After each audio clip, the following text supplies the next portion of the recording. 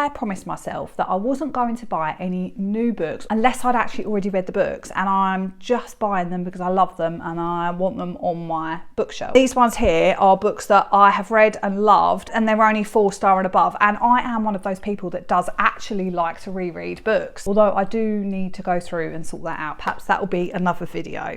But in today's video, I do have a little book haul. Almost half of these books are actually part of a library haul, so we're still kind of on track. But the books that I have bought, I've actually read all of them and can recommend them to you with my chest. There's only one that I'm so excited to read, and I could not find it in the charity shops, on Vinted, or in the library anywhere. Not that I need one, but that's my justification. I'm excited to talk to you about these books. So not only is this going to be a book haul, it's kind of going to be a March TBR, because obviously I need to get these ones read to return them to the library. I'm also kind of like skipping a reading wrap up actually, because I haven't done a February reading wrap up. I read 6 books in Feb, and I do want to talk to you about them, but perhaps I'll do it as a combined one with March. You let me know. But anyway, let's go through these books. The first book I'm going to talk to you about is one that I'm actually currently reading, but my online library hold is about to expire and there's a long waiting list. Imagine my surprise when I walked into the library this weekend and there it was,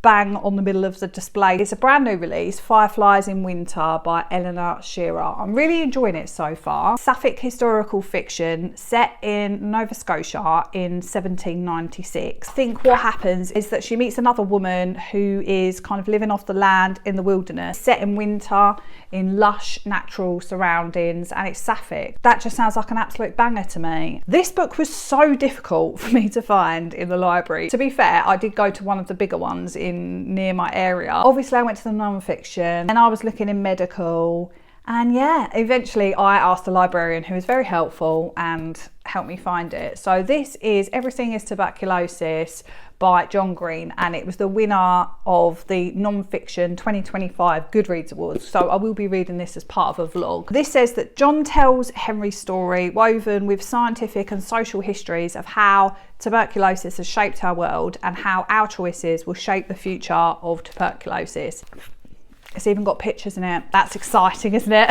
It is actually only 189 pages. I'm a little bit of a sucker for a dystopia. I haven't actually heard too much about this one, but the cover and the blurb really called to me, and that's The Future by Naomi Alderman. What I can glean from the blurb of this one is that there is one girl who has fled her father's cult. I'm not a massive fan of cults in fiction. This doesn't actually seem to be a huge part of the story, because I'm assuming that she's already left the cult when we meet her. And then there's another woman called Lai Zheng, an internet famous survivalist, and she's fleeing from an assassin while she's in Singapore. And then the piece of software kind of randomly pops up on her phone and tells her how to escape, as she doesn't know where it's come from or who's installed it on her phone.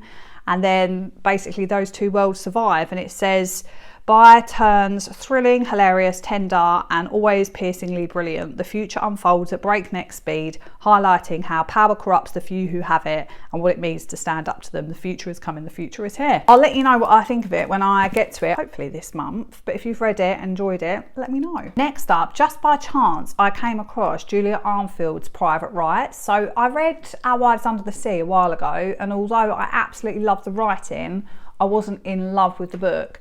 But I do think that now I have read a lot more literary fiction, I think I might appreciate it more. So if I love this, I might actually go back and reread Our Wives Under the Sea. But this one really tickled my fancy, because it seems as though it's going to be like a horror adjacent apocalyptic kind of narrative. Please let me know if I'm wrong. It's about 3 sisters who come back together after the death of their estranged father, and the water seems to be rising and sort of covering whole city. It says on here, soon it becomes clear that the sisters have been chosen for a very particular purpose, one with shattering implications for their family and their imperiled world.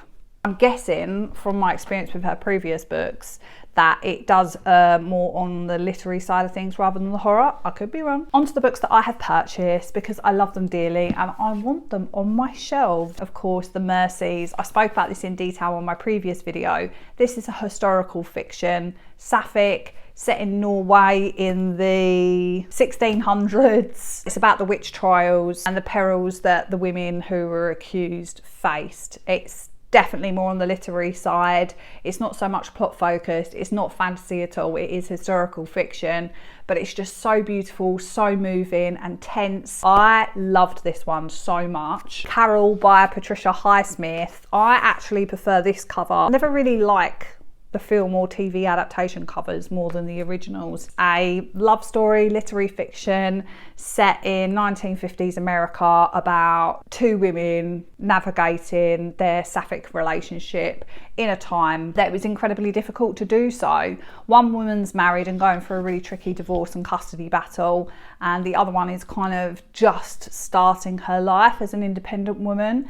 And they go on a road trip, there's heartbreak, it feels tense at times, and the writing's absolutely stunning. So I'm so happy to have this on my shelf now. Interesting facts about space, which was the first book I read from her, and I absolutely fell in love with her style of narration. I just find being in her character's head such an enjoyable experience. It is a little bit chaotic, but it's also mundane, but not in a boring way. They can also be quite dark. As I always say with Emily Austen books, the audiobooks are fantastic, and I really do think you get a sense of the author's sense of humour through the audiobooks. I'm actually really annoyed at myself because I did used to own this and then I sold it and I've had to rebuy it again. I kept the first book thinking I wouldn't continue on with the series, and then I did and loved them. This is Iris Kelly Doesn't Date, which is the third book in Ashley Herring Blake's, what is it called? Bright Falls series. It's small town, cozy, spicy, sapphic romance between Stevie and Iris. I love it because you're still seeing characters from the previous books and would highly recommend. The last book I'm going to talk about in this video is the one that I've purchased that I haven't read yet because I could not find it anywhere. But I keep hearing such amazing things, and I'm learning that historical fiction really is the flavour of the moment for me. I'm really enjoying it. That Green-Eyed Girl by Julia Owen Moyen.